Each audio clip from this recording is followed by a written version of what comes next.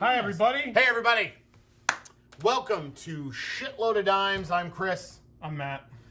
And we're going to review a little movie that came out last night called Star Wars: The Last Jedi. Star Wars, Nothing but Star Wars. All right, so here's the deal. We're going to do this one a little bit differently than we normally do because this movie just came out and we really want to talk about it. So what we're going to do is we're going to give our score for the movie at the very beginning.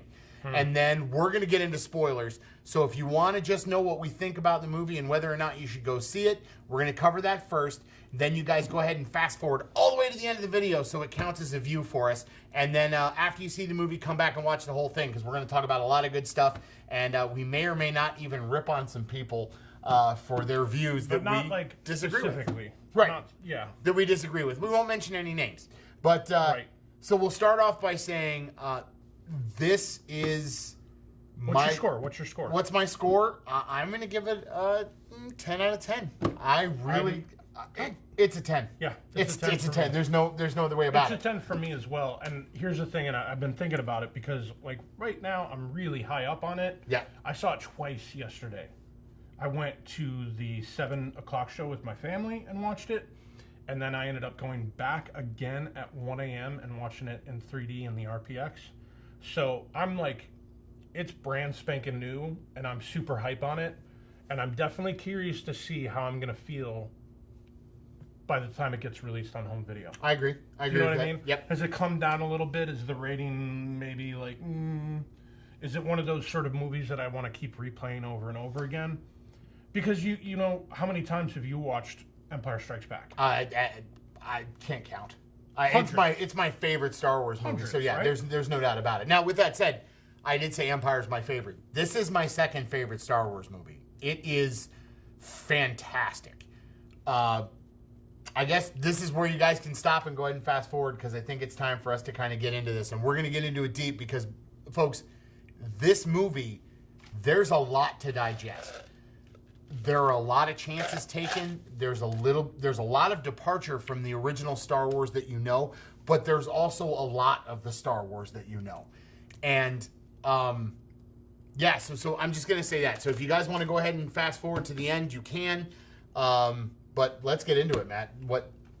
I mean, where do we even start? Make sure you lean over this way. Sorry, I'm so excited. So I gave it a 10 out of 10. I felt like it finally brought back the spirit of adventure. This wasn't just putting people in situations, this was actually giving characters character. And to me, that's why the original series, I think, is so beloved, is because we care so much about those characters.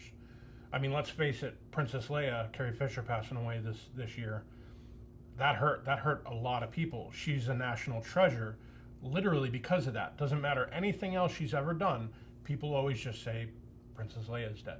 Well, I mean, and her character from Drop Dead Fred. Han Solo, being killed off in Phantom Menace. Oh, yeah, you mean The Force Awakens? Yeah, Force Awakens. Well, it's okay, buddy. No, it's okay. It's fine. I'm on drugs.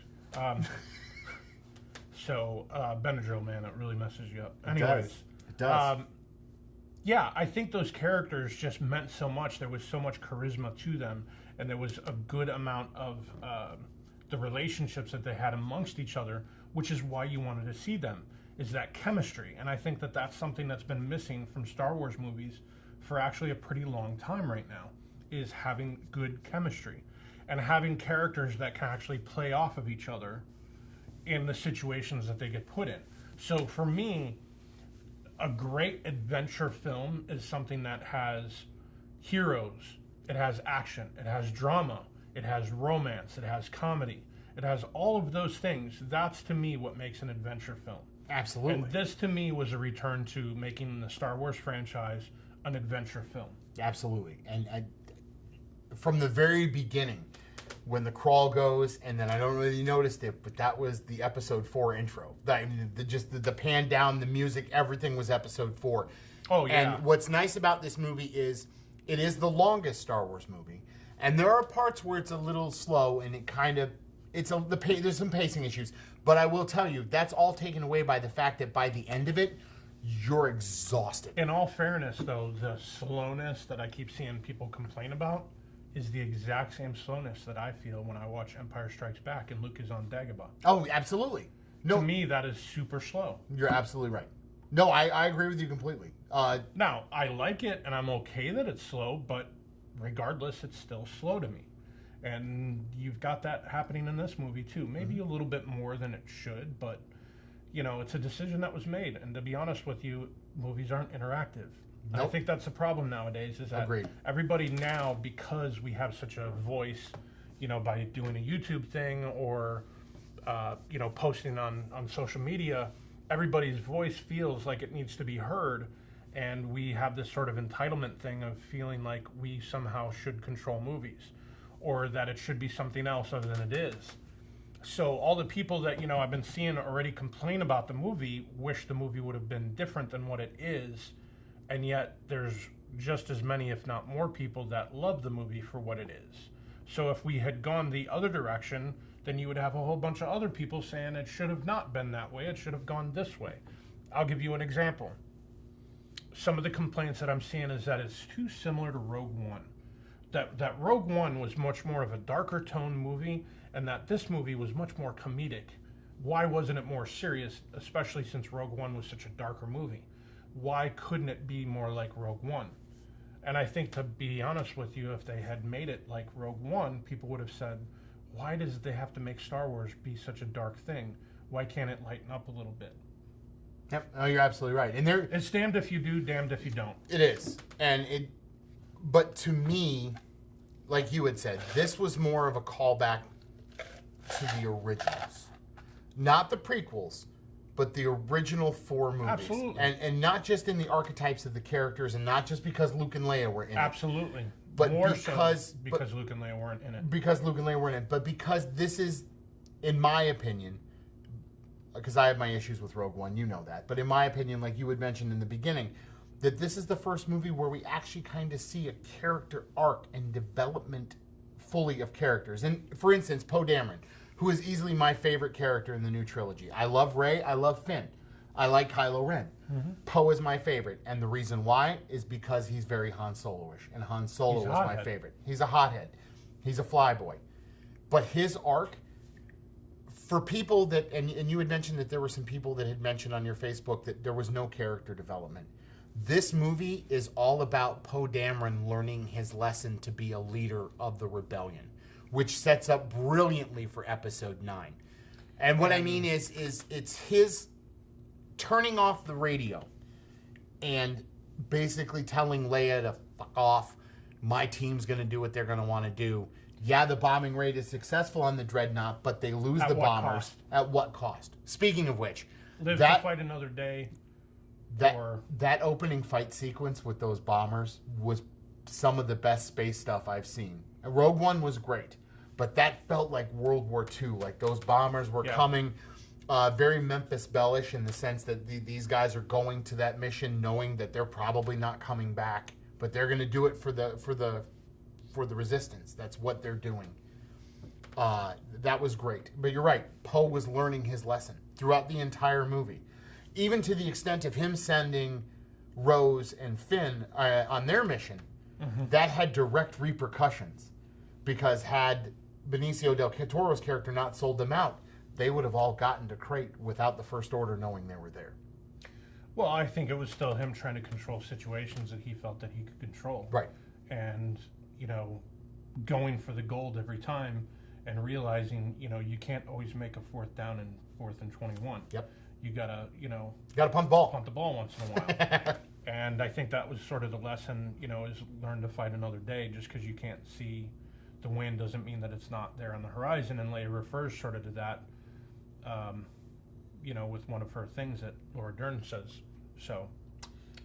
So let's, I guess, get into this. So we talked about the beginning of the movie. Well, character development, you talk about Poe. Yep. I think Finn has character development.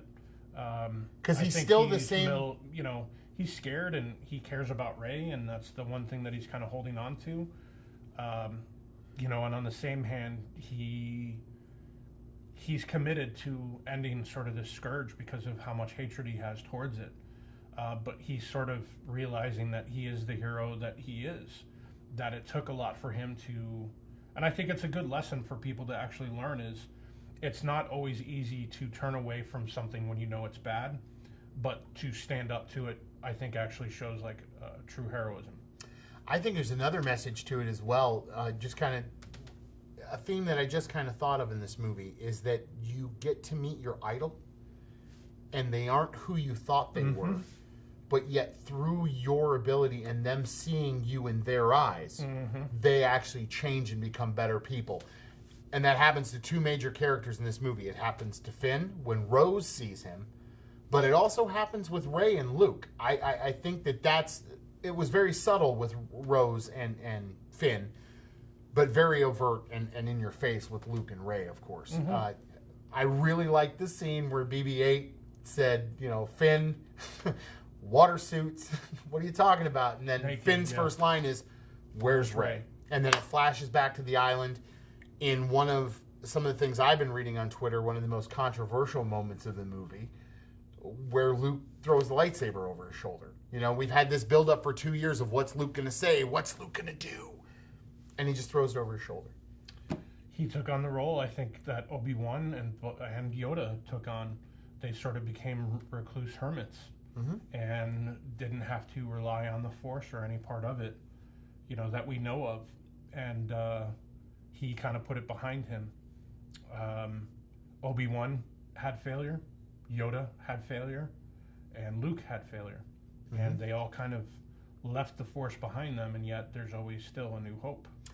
Again, another theme in this movie that is we learn more from our failures than we do our successes. And I teach. God knows how I got into that or anything. But if you're watching this and you've had me as a teacher, one of the things I constantly say is you got to keep doing it. You have to keep trying. You have to keep playing because you're going to make mistakes.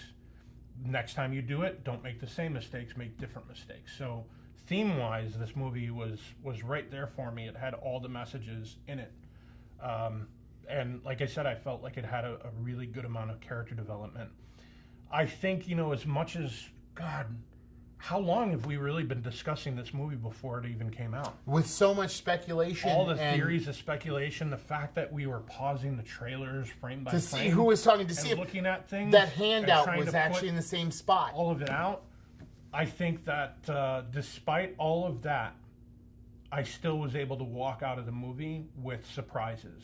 I was completely surprised by a lot of stuff. I was surprised that I thought for sure that Rey getting tortured in the trailer and him saying, fulfill your destiny. I thought that was the end of the movie. I thought for sure that was the end of the second act. And there was still 45 minutes left.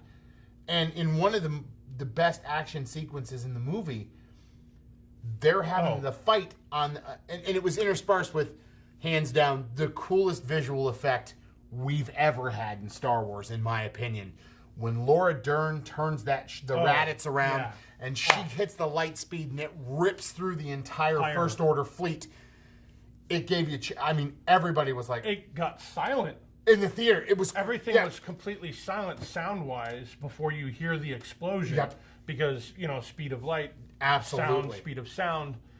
I got chills talking about it. And it's absolutely, there was chills talking about it. And I think everybody in the theater, and that's what's so good about seeing a movie on opening night with a crowd that's pumped to see that movie, is everybody in the theater went, what? Huh? Did that just happen? Even my son, even Ben at 6, he had his mouth open at that part and was like, that's really cool, Dad. I looked over at my family and they were all taking turns, like looking over at me. Did that just happen? Did that just happen?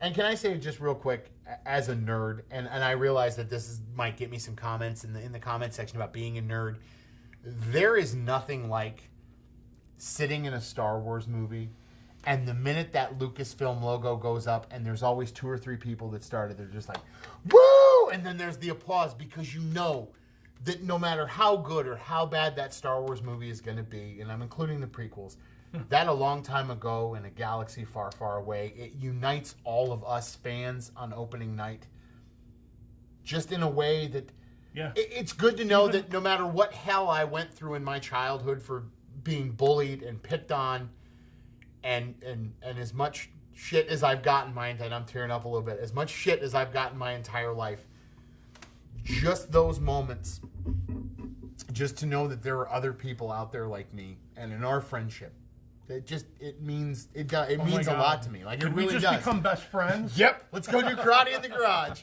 But yeah, even Will Wheaton can come Yep. and wear a Star Trek outfit Star Trek, just and come. and you ruin it. and you ruin the fucking moment. But no, it just means something. And I will tell you, as we're going down this, and we're going to get to some of the emotional parts, I choked up about 3 or 4 times in this movie. None more so than the end. And we'll get to that in a minute. But the first time I really choked up was when they blew up the bridge of the Raditz, and the entire command crew was sucked out into space. And Leia had that moment where and this is another very controversial part, when Leia had that moment where we finally got to see Leia use the Force. Mm-hmm. And I teared up a little bit. I'm not going to lie, because it's something we wanted to see as a kid. Did Leia use the Force? I can only imagine going to Celebration next year. Oh, yeah. And seeing all of the artwork and the photos of that image of her floating. Yep. Yeah, iconic. Yeah, it was great. I mean, it was a great moment. I mean, it was a force power we've never seen used before, but there's never really been a chance to use that force power in a Star Wars movie, which is another reason why I'm excited to see what Rian Johnson is going to do in his next story that he tells. Will we get a little more of the history of the Journal of the Whills and a little bit more Star Wars stuff? I'm really excited to see that. Yeah, I think that, they touched on a lot of things, and they bridged a lot of things together from the books and the video games and the movies, but they didn't make it a point to be so on it. In other words, as a casual moviegoer, you could go in and enjoy that movie and not know what any of that stuff is, or you could be like an uber fan, go to the movie and go, did you see that? Did you see that? Yep. I think that this has become, one of those movies where Easter egg, Easter egg, Easter egg. Did you see this? Did you see this? Yep. Even just cameos. I think the cameos are always really cool. The cameos were great. There was a lot of famous people in this movie. Rogue One is one of my favorites, actually. I know it's controversial because a lot of people didn't like it, but for me, I actually really enjoyed that movie a lot, and I think that Gareth Edwards as a director is fantastic, and I really can't wait to see what more he does, and I hope he somehow still stays involved in the Star Wars universe. But it was great to see him as a cameo in it. So when you see the guy, touch the ground, taste it and spit out and go, salty. The guy next to him that they rack focus to is Gareth Edwards, so that was cool as hell. Yeah, there was in a lot of those moments. Justin Theroux as the master thief inside of that was fun to see. A little disappointed in how they used Benicio del Toro. I mean, I'm hoping they're setting him up for something big in Episode 9, but I was a little disappointed in the way that they used him. Yeah. But so we're getting a little ahead of ourselves. So let's get back to where we were. So Rey is on Ahch-To, I believe is the name of the planet, with Luke. Yeah. Luke are we giving a play-by-play? No, I think we should. Luke. Okay, well we can move on. But Luke doesn't want to train her. There's a great moment with the porgs. Chewie trying to eat a porg. Yeah. No, and then the porg with his lip out. Yeah, that's okay. So a lot of people had a problem with the comedy in it. Why? It's a Star Wars movie. Again, everybody. My favorite is Episode 5, Empire Strikes Back. The comedy in Empire Strikes Back is fantastic. As a matter of fact, one of my favorite parts that I laugh at. Kissing Luke and Luke kind of sitting back and leaning back and. Who's scruffy looking? Yeah. Or shut him up or shut him down. It's like an episode of Three's Company. Yeah, it is. Or my favorite line in Empire Strikes Back is when they torture Han. He's like, "He didn't even ask me any questions," and it's just kind of funny. Yeah. But the humor in those were movies definitely a little bit more, pushing that envelope in terms of comedy, as opposed to just being situationally funny. Yep. But it was good. The humor in it, I was really I told you today, my favorite funny moment in the movie is when Luke takes a drink of that creature's teat. The blue milk. And he just gives this look like, fuck you. This is what my life is now. And then the monster kind of looks at her and goes, yep, that's what it is. You know, it's like, this is what I do. See you on Tuesday. Thanks for stopping by, Luke. Yeah.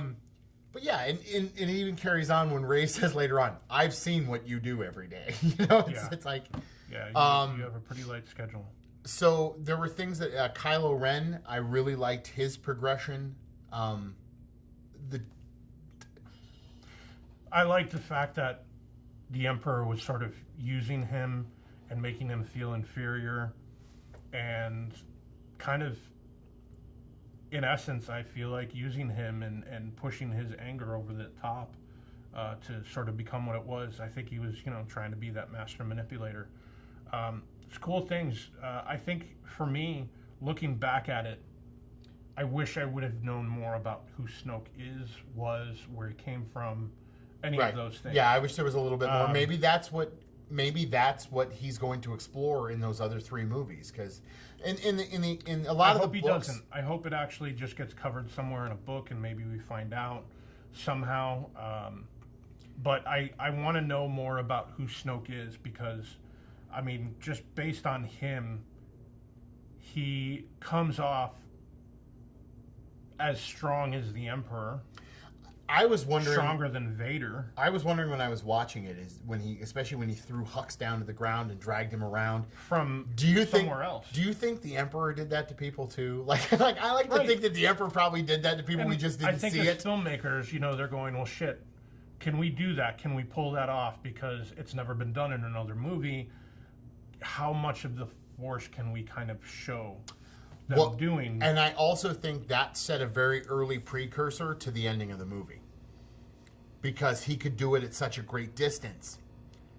That kind of set up to what Luke does at the end of the movie by Force projecting himself to Crate. Which, another Force power we had never seen before. But they had talked about it, and that was also set up very early in the movie when Kylo Ren says, how are you doing this? This should kill you. You shouldn't be able to do this. When they have their connection with each other. Which leads me to my other point. I honestly believe that, and this is controversial, I understand I'm grasping at straws here because I just can't accept the fact that Rey's parents are nobodies. I think Kylo Ren was lying to her. They have a connection, regardless of what Snoke did to bring them together. The two of them have a connection. When he was flying his TIE fighter and he was about to blow up Leia and they kept doing the fade out, which was a great shot and effect, by the way, the way they faded the screen out, that connection felt very much to me like the same connection that he has with Rey. Now, I'm not saying that Rey is Luke and Han's kid. Or Han and Luke and Han's kid. You just want her to be something more than what she is. Because it doesn't make sense to me that Obi-Wan's or that Anakin's lightsaber would call out to her, and that it would be such a focal point to what they have together. I think that somewhere along the line she is a Skywalker, and something happened. Regardless, so we'll get back to that later. Search your feelings, and she says, "Yeah, I know." They were, nobodies. And he's like, yeah, they were nobodies. You're right there. But is that just him manipulating her again? Because he manipulates her 2 or 3 times in the movie. And I think that might be a manipulation point. But that's just me. We'll get off of it. That's something we'll talk about on episode 9 when it comes out, if I'm right, if I'm wrong. But let's talk about the most controversial part of The Last Jedi for a second. I don't know if it was controversial. Luke projecting him. Oh, what? Oh, well, it was kind of a dick move that they just Akbar got blown out the window. No, there's a lot of nods to things, and so I thought that the nod to Phasma, laying there with the part of her eye removed, reminded me in Empire of Luke Skywalker seeing himself in the blasted helmet of Darth Vader. Absolutely. I thought that was kind of a cool nod back to that. I still wish I would have gotten a little bit more out of Phasma than what I got out of the 2 movies. She's not dead. Maybe not. Absolutely, positively, that might be the case, but I wish I still could have had a little bit more. Let's remember, this is the same universe where a gentleman got his arms and his legs chopped off, lit on fire, and still lived on for 4 more movies. Yeah, of so, course. and possibly 5 if he shows up in Han Solo. And Rose shot her and it bounced right off of her anyway. Right. So maybe that's falling through some fire might retardant. Maybe she'll have like an eye missing or something, or maybe Snoke traveled back in time. All right, you're high as shit. No, you're the one on Benadryl. So the most controversial thing that we're hearing, I'm reading on Facebook, is the Luke projecting himself to Crate. That Luke never left Act 2. To me, again, this is the guy that 20 minutes into The Sixth Sense figured out that Bruce Willis was dead. I knew something was wrong by the fact that, I mean, there were lots of clues. The Just for Men, that he looked 10 years younger, that he had Anakin's lightsaber. That was the biggest thing. Which we had just seen destroyed in 2. And in the flashback scene before he tried to kill Kylo Ren, he had his green lightsaber. So there was definitely something wrong. You could tell that Leia sensed that something was wrong, even though the two of them were together. But that was great. It was really good. Another Easter egg that I bet you I heard about today that kind of excited me, and I'm excited to see the movie a second time. When Luke walks out the door, the 3 people's heads that you see before Poe Dameron's head pops up are Mark Hamill's 3 kids. Which I thought was kind of a neat little Easter egg. Yeah. So Luke stands out there. They have that fantastic scene where some of the best lines in the movie are, for me. Well, it sort of became the Western again, because they've always said it was a space Western. And so this was, some Yojimbo. This was very similar in regards to Dave Filoni in Rebels doing the last fight between Obi-Wan and Maul. Absolutely. Because Absolutely. I think everybody expected this to be this, long, drawn-out battle, and instead it turned out to almost be like a samurai showdown. It was, hey, after all these years, what is the best Death Strike you've got? And I don't think they disappointed in that regard. You made a good point, though, and I'm interested now to watch it a third time, is to see when Kylo Ren puts his foot on the ground and moves it, you see the red. When Luke does it, you don't see the red. Nothing moves. Nothing changes. And that was the thing that sold it to me, that he was a force projection, which we had never seen before, which was awesome, by the way. I mean, and if it didn't really set it, when they blasted him, and that was great. Like, just Kylo Ren, keep firing. It was so good. And rewind just for a second. The dynamic between Kylo Ren and Hux is fantastic. Oh, yeah. When Kylo Ren is on the ground, assumed dead, and he's gonna see shoot Kylo pull his jacket open to grab the gun, and then as soon as he moves, he covers it back up, like, oh, fuck. Yeah, missed my chance. Great. And then just the Emperor's dead. Long live the Emperor. Yeah, but his tongue sticking out, and just that was great. That whole fight scene was really fantastic as well. Yeah. With Rey and Ren working together. But so no, I still feel as if, I know he said that when Snoke took Kylo Ren, he took a handful of other Jedi in training. Those are the Knights of Ren. And I feel like those are the Knights of Ren, and I feel like those were the Praetorian Guards. Especially because when you see the shot of them, they look like a bunch of Final Fantasy characters. I thought so as well. And when you see the Praetorian Guards, they're just wearing red, but they have very unique weapons. Kind of like that flash scene when Rey is on the planet where it's raining and all the knights are with her. Or all the people were behind Kylo Ren. It kind of looked like those same people. Yeah, You're absolutely right. You're absolutely right. I think they're the same. Could be wrong, because the end of this movie sets up the chance that we're going to, if the Knights of Ren haven't been shown, we could have a new Jedi Academy versus the Knights of Ren. Well, if the Knights of Ren just were destroyed. Basically. But if they weren't, I mean, if there's a possibility that they're not, that Kylo Ren is creating an army of evil Jedi. And so what was the rule that I've heard that the Sith always said?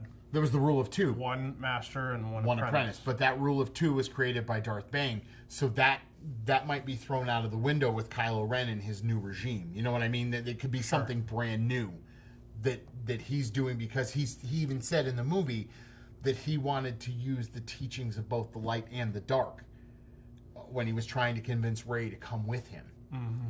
So I'm just very interested to see. But this leads to what was my favorite line in the entire movie. And I've only seen it once, so I'm kind of paraphrasing, but when Luke says, if you strike me down in anger, kind of echoing what Obi-Wan said while he was stalling for Luke and the rebels to get away in A New Hope, which was the moment he became Obi-Wan. It became full circle. And he was like, if you strike me down, I'm going to be with you just like your father is.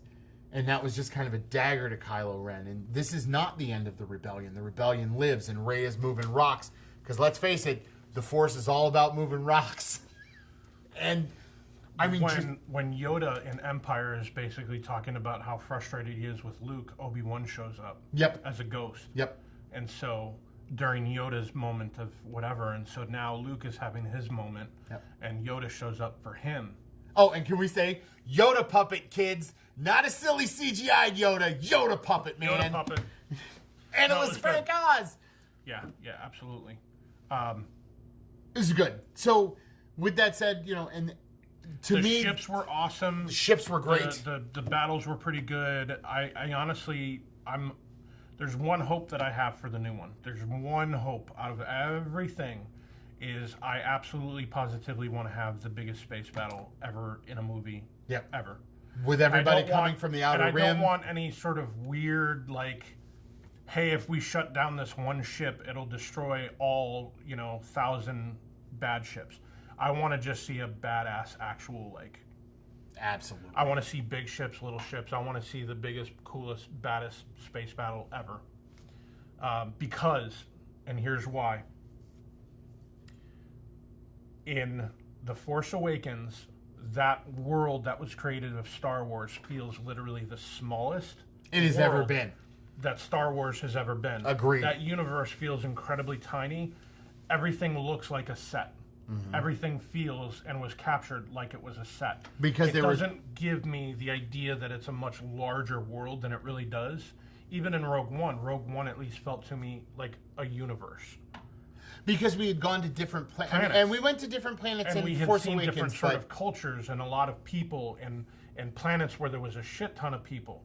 And yet, you went to a bar on a green planet and then a deserted planet with this tiny little oasis. So Force Awakens to me feels really small. It does. And my fear with J.J. Abrams doing the third one is that he's going to make what could potentially be one of the biggest movies feel very small. And so if he can create the most epic space battle sequence ever, and let's face it, if Poe Dameron is as good as he is, and Kylo Ren was pretty badass in the very short period of time that we actually got to see him and his interceptor, I think that we can end up having a pretty badass space battle between them, Falcon, everything. Just don't destroy the Falcon at all. Don't rebuild it. It's not the fucking Enterprise. Well, the rate they're going, they don't have Carrie Fisher to kill in the next movie, so it'll probably be the Falcon. And Chewie will be with it, making a noble sacrifice. I hope not, because I don't want to lose the Falcon. The Falcon is... Or Chewie. I would actually like to just see Chewie. Is it just me, or does Chewie seem like he's getting younger in every movie he's in? No. Watch it again tomorrow. When you see it again, you'll see what I mean. So you and I were talking about this a little bit earlier, and I want to start it out by saying how I felt. So the most beautiful shot in the movie was once Luke composes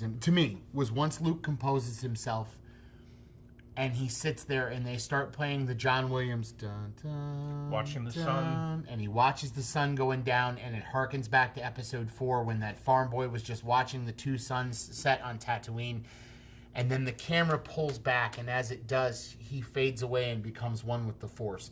That I really did lose it right there. I did. And the only thing that snapped me out of it was the gentleman sitting 3 rows in front of me that went, "Oh, what the fuck?" Seriously, that happened. 5 years earlier. That was me 5 years earlier, or 2 years earlier when they did it solo.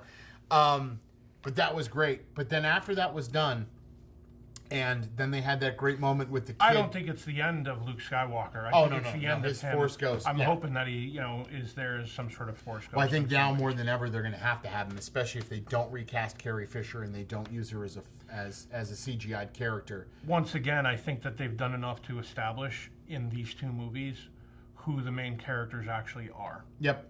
And as much as you got to see development from and I understood Leia was actually one of the biggest parts of Episode 9, but I think that Poe and Finn and Rey and Hux and Kylo are definitely your main characters that you kind of need to keep an eye on. BB-8, love BB-8. BB-8 is awesome. He could make you really focus on him instead of the others, but he got his ass kicked in this movie. He did become a little bit of a badass, a little bit more than he probably should have been. I thought sure. I think that having the arm come out and having like the 17 different things, that was weird. Things come out was a little bit too much. It's science fiction, so you can do what you want to, but yeah, I don't know. Some things can be a little too much. I thought for sure that when Walker had its head blown off, that it was going to be Benicio del Toro driving the Walker, like he had a change of heart, and that he decided that. That's what you wanted it. That's what I wanted it to be. But when it was BB-8, I was still happily surprised that it was BB-8. Though, Benicio del Toro is kind of like he's that perfect dick character. Oh yeah, he's a dick. So, you could have him come in there and be this great guy that you start looking into, but you can also have him be the piece of shit. Yep. And he's also teaching a lesson too. Don't pick a side. Yep. The last shot of the movie is very, very good, with the little kid using the Force to grab the broom and then looking up at the sky and seeing the Falcon fly Realizing by. That might not even be the Falcon. But whatever it was. Yeah. But regardless, it's the dream of going somewhere, it's doing something. It's the Luke Skywalker dream. It's the hero's journey sort of a situation, and I think that. Hopefully what that does is open up that cinematic world. I mean, the complaints that I saw from people is, how can you do a casino and not have Lando Calrissian in there? They had to at least show like Lando in a shot, and it was like, but had they put him in there, how many people then would have gone, Jesus, how convenient that Lando Calrissian just happened to be there. Well, and I love Star Wars. I love it too. So much. I wouldn't name my kids Luke. You know what I mean? To me, Star Wars is much more than just some movies. It's a big deal for me, and I love those characters a lot, and I'm happy if they're going to be around longer. Yeah. But on the same hand, you have an entire galaxy, a universe, a long time ago, far away, with worlds and worlds of people and stories that many people have been able to enjoy through the cartoons, through the comic books, through the books themselves. There's so many different ways that people can actually get into Star Wars. So for me, yeah, it wouldn't be a bad idea to maybe see a couple of movies without a Skywalker in it. Yeah. Oh, absolutely. Do you know what I mean? Absolutely. Like I personally don't think that Darth Vader needs to be in the Han Solo movie. Now, the rumor and the word on the street is that he's going to be because of how successful he was at the end of Rogue One, and because they're trying to do some goodwill service of all the bad publicity that's come out about the Han Solo movie. But Darth Vader and Han Solo only having their reaction in Empire is perfect for me. There doesn't need to be any other reaction. It doesn't need to be that way. There's no point in it. Yeah. But like, just to echo back to something you said earlier, and then we'll get to the point where we wrap this up. After the movie was over and the credits started rolling, I had this, like I said, I was exhausted. I had many different emotions, very happy, very excited. But then there was this, I don't want to say sense of dread, but I want to say a sense of apprehension. Referring to what's coming. In the next movie. We got this, and it was fantastic. J.J. Abrams has a history of not being able to close things. Lost. The first 2 acts of the Star Trek movie, the third act is not that strong. Super 8, the first 2 acts of Super 8 are amazing. The last act is it kind of falls apart. I'm worried that he's going to take all this groundwork that was set up and not be able to finish it. And I think you are a little bit too, because you even said it. I agree, but I also, my hope at this point is that as large as the franchise is, with the producing team, with everybody involved, that they're going to bring in whoever it is that they need to help them in some way, shape, or form. Yeah, I agree. It's too bad we can't get Spielberg to give us a Star Wars movie. Oh God, I wish we could get a Spielberg Star Wars. For him to bookend this trilogy, like he was supposed to bookend the original trilogy, would have been a masterstroke. It would have been fantastic. I wish he would have done it. I'm glad. I mean, I'm glad JJ's doing it because he did kind of. The number one complaint of The Force Awakens is that it's Episode 4, just told in a different way. But to be honest, it kind of had to be. Because if you didn't have those same tropes, people would have been like, oh, this isn't a Star Wars movie. And it was. The first line of the movie is, hopefully this will begin to make things right. Because a lot of fans like me, and in the next video we're going to put out, we're going to kind of rank our Star Wars movies, and you're going to see that the prequels, not only are they divisive, but they upset a lot of fans. And the acting... You know, everybody says the sole good part was Ewan McGregor, which it was. Obi-Wan Kenobi was great. There were problems with the prequels, and there were a lot of people that didn't like them, and it soured a lot of people on Star Wars. And J.J. Abrams had a giant task in front of him to make Star Wars good again and relevant again. And he did it. He did a fantastic job. The Force Awakens is a great movie. You said it's small. It is small, but it's fun. You know, it introduced a whole new group of characters that we need to get invested in. So there's that. I don't understand why people are criticizing this movie. I think it's just people being dicks to be dicks. I know I've done it in the past. I've been a dick to be a dick. But this movie has so much to offer, and so much that's different, and so much that's new. But still, it feels the same. It's that kid. It made me feel like it did in 1984 when I would sit on the floor in my grandma's house and I would watch Star Wars, when it was still called Star Wars at that time, Empire Strikes Back, and then Return of the Jedi, because HBO would run all three of them together. And I would put on my grandma's boots and my grandpa's vest, and I would run around the house like I was Han Solo, because that's what this felt like. And watching it through Ben's eyes, and seeing how much Ben had a smile on his face and enjoying it probably the same way Lucas and Jack looked to you, and even Lauren to an extent. That's what this movie was. It was the fun of Star Wars. It was the enjoyment of having it back the way it was when I was a kid, even though there were different things. And to be honest, Luke was never my favorite character in the original trilogies, but god damn it, I was so happy to see him back. Yeah. Yeah, absolutely. A friend of mine had posted up that this movie unfortunately didn't make him feel like, you know, he was a kid again. And I don't really agree with that. I mean, I can't have him feel how he's going to feel. He's going to feel the way he's going to feel. But I felt like a kid when I watched it again. And that's kind of how I almost always feel when I watch a Star Wars movie, because it's that awesome, you know, milk and cookies that my dad used to make, you know, and it's the comfort food. Star Wars is sort of my comfort food. Mine too. Agreed. Do you know what I mean? So it doesn't matter if it's the prequels or not. I'm excited that we're still getting it. Yep. Because it could very easily just be gone. And, you know, the prequels have a lot of problems. But on the same hand, there's still cool parts that happen in it. There were fantastic parts. You know, the fact that it happened is probably one of the most important things, is that we had to have those movies in order to get these movies. We wouldn't have had these movies if we didn't get them. And another thing. And, you know, what does Luke say? What does Yoda tell Luke?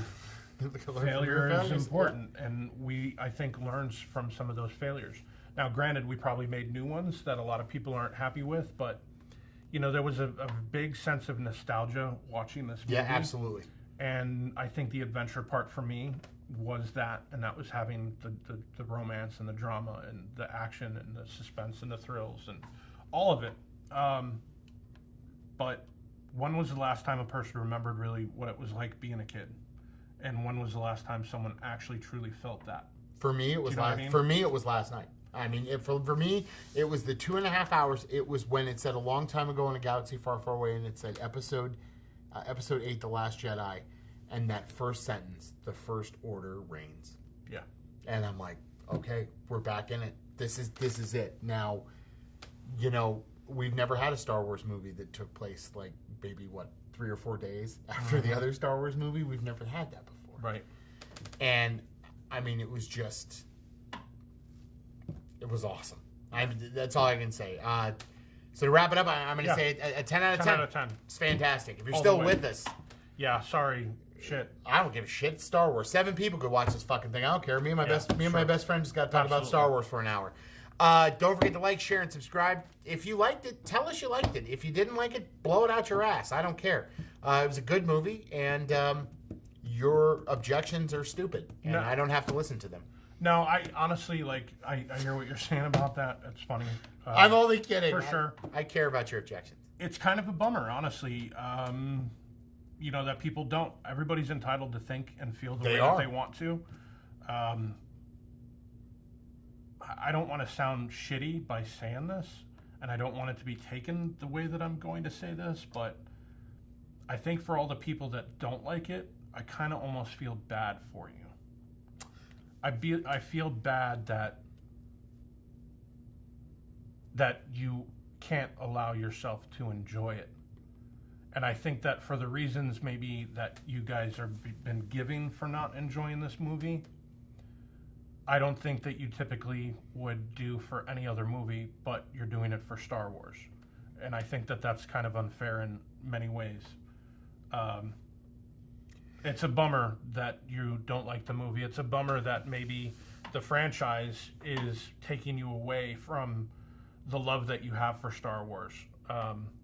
But, you know, like, I'm not trying to, you know, give you pity or anything like that. It's nothing like that. But I think it's a bummer that a lot of people are not enjoying the movie because I feel like you're looking for reasons to not like the movie. They're the same people that probably liked Good Time and Atomic Blonde. I don't know. Yeah, I'm looking at you. I don't know. Those are both terrible. Go back and watch our reviews.